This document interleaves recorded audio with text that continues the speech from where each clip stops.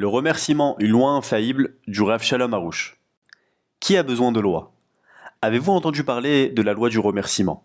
C'est une loi qui a changé la vie de milliers de personnes qu'il vaut la peine de connaître dans toute sa puissance et de mettre à profit. Avant de vous présenter ce principe, nous allons expliquer ce qu'est une loi et quel est le rôle général des lois, quelles qu'elles soient. La loi est un cadre sain pour le développement de la vie. La loi protège l'homme de même que la société, et les limitations deviennent en fait des limites de sécurité, offrant à l'homme stabilité et sérénité.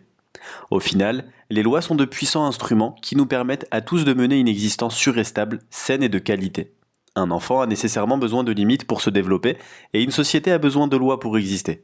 Combien plus est-ce vrai pour les lois de la Torah, qui sont des lois de vie, des lois dont tout l'objectif est d'offrir à l'homme une existence heureuse et normale. Mais quel rapport avec les lois de la nature? Ces dernières aussi nous assurent une certaine stabilité. Nous savons exactement quand viennent le jour et la nuit, quand il fait chaud ou froid. Nous utilisons la chaleur du feu pour faire bouillir de l'eau, pour la cuisine et la pâtisserie, pour obtenir de l'électricité et mettre en branle le moteur d'un véhicule.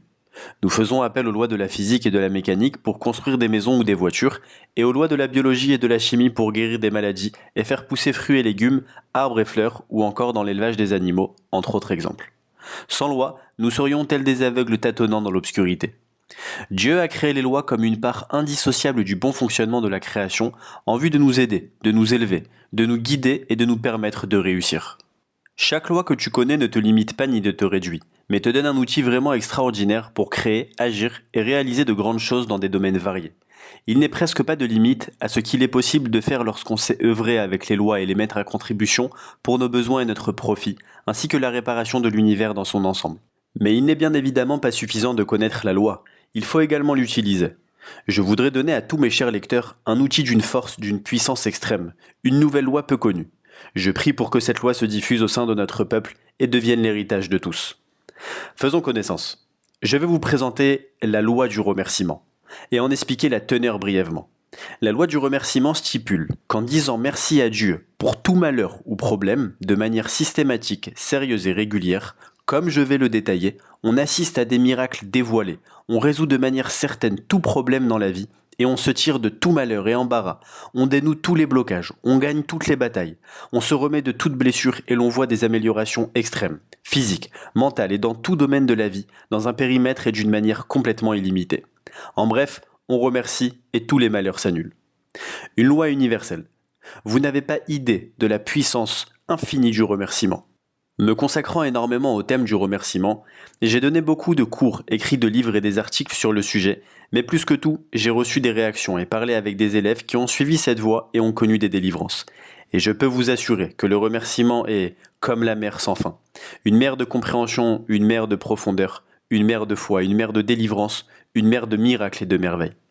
Rabbi Nathan de Breslev, le principal élève de Rabbi Nachman, écrit « Car vraiment, si tous écoutaient la parole des justes de vérité, de suivre cette voie et de croire toujours en Dieu, que tout est pour le bien, et de toujours louer et remercier Dieu, source de bénédiction, que ce soit pour le bien ou le mal, comme il est écrit « Grâce à Dieu je loue son arrêt, grâce à l'Éternel je loue son décret ». Psaume 56, 11. Ainsi, sans aucun doute, tous les maux et exils s'annuleraient complètement, et la délivrance finale surviendrait déjà. Les innombrables cas se comptant par milliers auxquels j'ai été personnellement mêlé m'ont illustré plus que tout combien les paroles de Rabbi Nathan ne sont ni une promesse, ni un souhait, ni une bénédiction, ni une prière, mais une loi de la nature. Il s'agit d'une loi de la nature spirituelle qui n'en est rien différente de celles qui régissent le monde physique. De même que le feu brûle et réchauffe, non pas à 99% mais à 100%, et de même que la force d'attraction s'applique à tout objet et non pas presque tout, le remerciement qui est aussi une loi agit en toutes circonstances, dans toute situation. Il agit à 100% et non à 99%.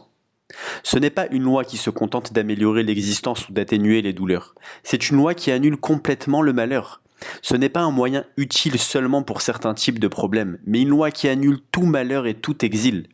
Et si on méritait que cette loi soit un principe acquis chez le plus grand nombre, elle nous amènerait à la conclusion définitive, la délivrance finale. La mécanique de cette loi. Comment le remerciement agit-il? D'où puisse-t-il ce pouvoir d'entraîner la délivrance? C'est très simple. Tout manque dans ce monde est une dissimulation de la lumière divine qui recèle cet élément. Compléter ce manque à la racine dans toute épreuve ou problème consiste à introduire le Créateur dans cet endroit où la lumière divine est dissimulée, c'est-à-dire dévoiler la lumière dissimulée, dévoiler que même dans l'obscurité et le malheur, au sein de la dissimulation, le Créateur est présent, ou, résumé plus simplement, avoir foi en Dieu. Lorsque tu découvres le Créateur au sein du malheur et crois vraiment en lui, la dissimulation disparaît et dès qu'elle disparaît, le manque est comblé. Quand tu traverses un malheur ou tout type de souffrance, si tu vois Dieu et ressens qu'il est avec toi au sein du malheur et que tu n'es pas seul, tout devient facile. Tu n'as plus peur et te sens rassuré. Par contre, si tu n'es pas prêt à voir Dieu au sein du malheur... Nous espérons que vous avez apprécié cet aperçu. Pour continuer à écouter ce livre audio sur Google Play Livres, utilisez le lien dans la description de la vidéo.